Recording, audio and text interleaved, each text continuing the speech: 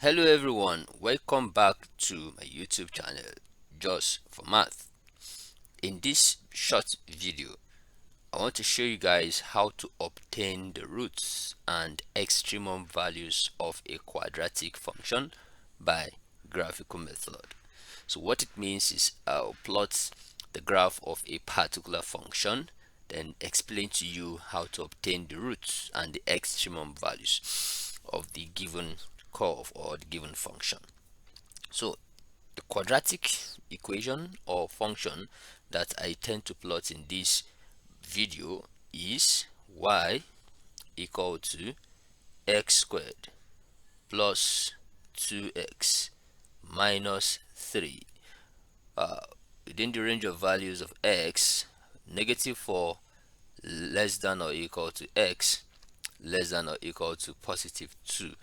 Alright, so I'm going to plot this particular equation or function using a very sophisticated software or application which is known as GeoGebra.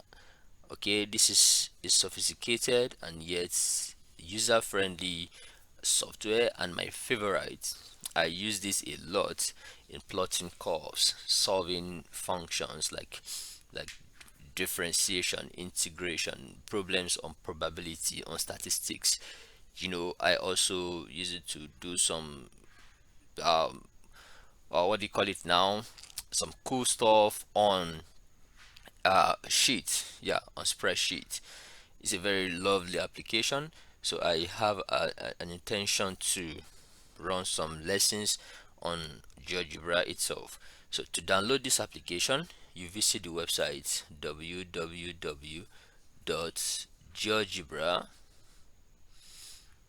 geogebra sorry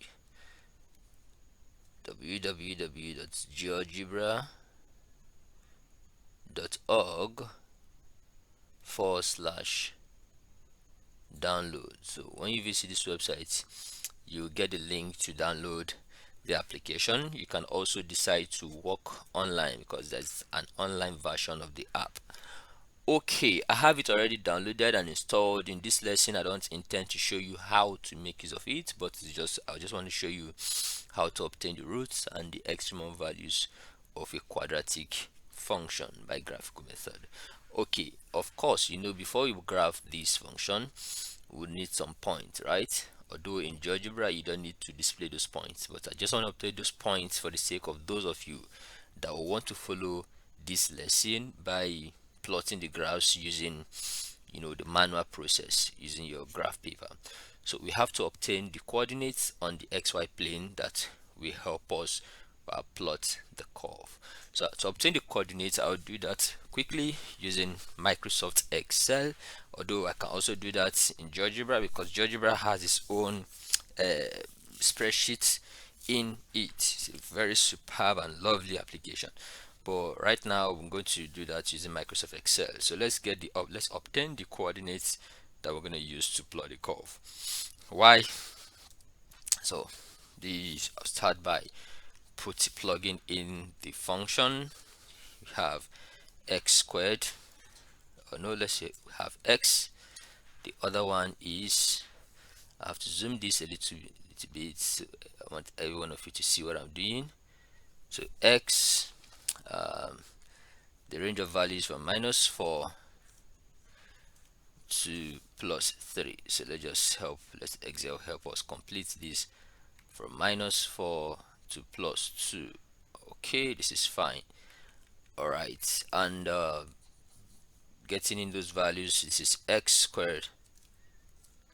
We have x squared. The other is 2x, and we have -3, and finally y.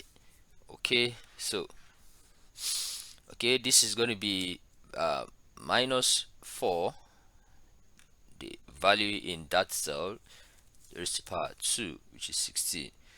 So I will duplicate the formula across the other values. Next, this is going to be 2 times the values of x, which starts from this cell 2 times the values of x. I'll duplicate this, and that is it. Lovely. Okay, here I just need to have minus 3 all true. Minus 3 is a constant. And finally, I need to take the sum of all these, sum of all these values from 16 to negative 3, and that is it. So this is going to be okay, this is lovely. With what we've done, we've obtained the coordinates. The coordinates will be formed by picking each of these values of y, or each of the values of x with a corresponding value of y. That is minus 4 comma 5, minus 3 comma 0, minus 2 comma minus 3, and so on and so forth. Okay, let's do that right now using GeoGebra. The first point is going to be minus 4 comma 5. Okay, that is the first point. The second point is minus 3 comma 0. You have minus 3 comma 0, and that is it. The third point is minus 2 comma minus 3. Minus 2 comma minus 3, and the fourth point is minus 1 comma minus 4, minus 1 comma minus 4, and the fifth point is 0 comma minus 3, 0 comma minus 3, and that is it. The sixth point is 1 comma 0. You have 1 comma 0, and the next is 2 comma 5. Okay, 2 comma 5, and that is it. Okay, the next step we're going to take is to get our curve, connect these particular dots with a curve smoothly. Okay, so I'm just going to type in a function that will do that for us here in GeoGebra. If minus 4 is less than or equal to x less than or equal to 2, and the function given is x squared plus 2x minus 3, and immediately the function will be, we appear, the function will appear immediately. All right, let's display the title of this function. I'd like you to see the title of the function. Let's display the value. Okay, that is it. So here is the value of the function or the title. Let me increase this curve a little more for you to see. Okay, beautiful. This is what I want you to see, the curve itself and the different points. Okay, these points, if you're doing it manually, it's advisable to use a cross, like a cross, a little star or cross, to mark these coordinates before you plot the curve. So I'm going to change this to a cross quickly. This should be like a cross, and I'll decrease. I don't want it to be too loud. Okay, this is lovely. So here's a curve. Don't forget, our focus again is to how to obtain the roots and how to obtain the extremum values. Okay, the roots of the equation, of course, is the point where the curve intercepts the x-axis. The points where the curve intercepts the x-axis will be the roots of the equation, and we can see it obviously that is at minus 3 and plus 1. Okay, to obtain the roots, all we need to go to the menu bar, click on roots, and click on the curve. So immediately you see the points at h and I. So here is the roots of the equation. Look at this other side, the left hand side of my screen. You can see the roots at minus 3 on x and 1 on x. So minus 3 or x are the roots of the equation from the curve, the point where the curve intersects with the x-axis, while the extremum point is, or extremum value is, at the turning points, the coordinates where the curve turns. So I'm going to do that again. Go here and click on extremum, click on the curve, and immediately at point J, which is at minus 1 comma minus 4, that this is the extremum point, the point where the curve turns. So in fact, this point is called the minimum point. Minimum point, or the stationary point, is minus 4 comma minus 1 comma minus 4, actually the minimum point.